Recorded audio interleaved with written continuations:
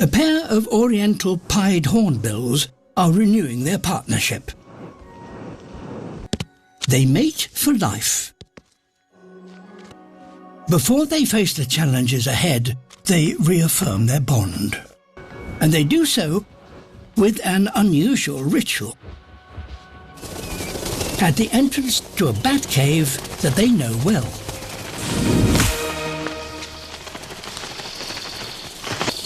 But it both demonstrates devotion and reassures the female that her mate will provide for her. The hole in this tree trunk will provide vital protection. Just what she wants.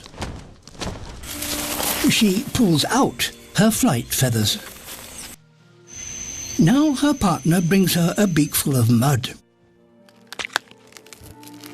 And she begins to seal herself in. She has turned the tree hole into a predator-proof fortress.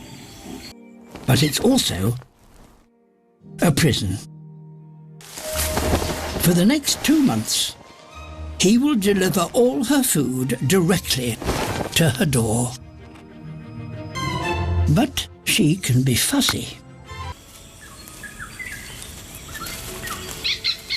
She will keep them safe for another 6 weeks, until the young have grown and fledged.